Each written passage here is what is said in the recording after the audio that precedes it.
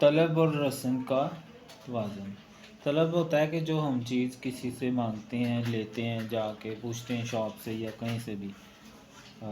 رسد جیسے ہم نے پڑھا تھا سپلائی کو کہتے ہیں، ٹھیک ہے، ڈیمانڈ اینڈ سپلائی۔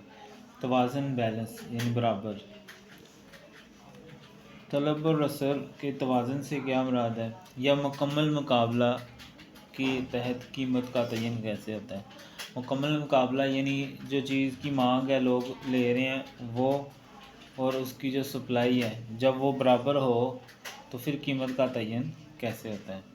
اگر منڈی میں یہ چیزیں پائی جائیں پھر مکمل مقابلہ ہوتا ہے، یعنی یہ برابر ہوتا ہے تب۔ خریداروں اور فروخت کاروں کی کثیر تعداد۔ مکمل مقابلے کی پہلی شرط یہ ہے کہ منڈی میں جو خریدنے والے ہیں اور بیچنے والے ہیں وہ کثیر تعداد میں موجود ہوں۔ یہ نہیں کہ ایک ہی بندہ خریدنے والا ہو اور 10 بیچنے والے ہوں، یا 10 خریدنے والے ہوں اور بیچنے والا ایسے نہ ہو، یعنی تقریباً برابر بیلنس ہو، اور ہر فروخت کار کی یہ خواہش ہو کہ اس کا زیادہ مال فروخت ہو جائے۔ خریداروں اور فروخت کاروں کی کثیر تعداد کی صورت میں کوئی خریدار یا فروخت کار اپنی انفرادی عمل سے قیمت کو متاثر نہیں کر سکتا، ٹھیک ہے، کیونکہ ظاہر اگر وہ زیادہ کرے گا دوسرا بندہ دوسرے سے لے لے گا، اس سے نہیں لے گا۔ تو پھر یہ ضروری ہے کہ خریدنے والے بھی اور بیچنے والے دونوں برابر مقدار میں موجود ہوں یا زیادہ مقدار میں ہوں، تو ایک بندہ ایفیکٹ نہ کر سکے کسی چیز کو۔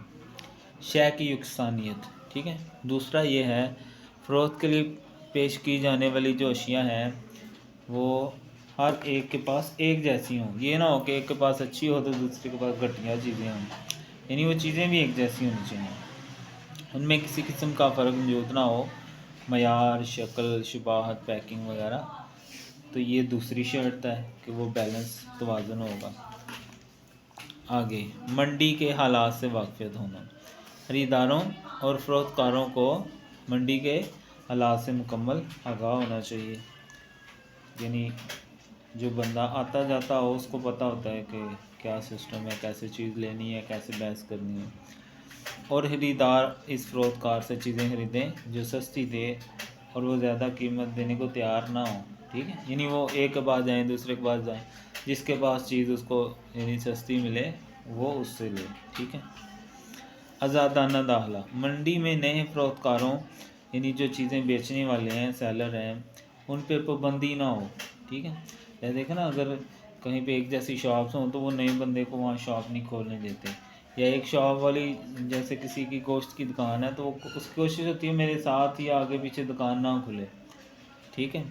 تو ایسا نہ ہو، بلکہ نئے فروخت کار کو آنے کی اجازت ہو، اور نہ ہی کسی پرانے فروخت کار کے منڈی چھوڑنے کی راہ میں کوئی، یعنی اگر کوئی پہلے ہے وہ جانا چاہے اس کو بھی کوئی روکے نہ۔ یہ چوتھی شرط ہو گئی۔ اور پانچویں شرط کیا ہے؟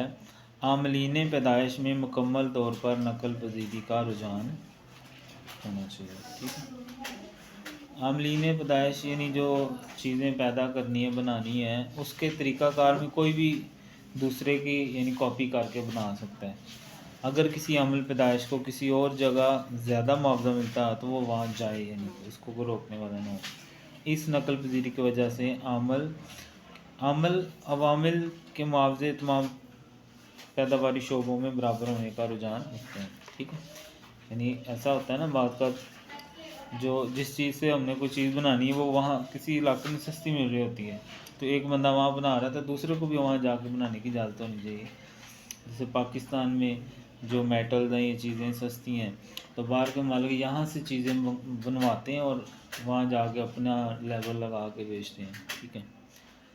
اور چونکہ پاکستانی اچھے لوگ ہیں اس لیے یہاں ہم سے وہ نہیں خریدتے ہیں کہ یہ دکھائیں گے کچھ اور یہ نہ ہو کچھ اور دے دیں۔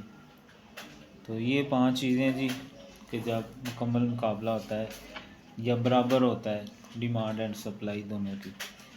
تو آئی ہوپ آپ کو سمجھ آ گیا ہوگا۔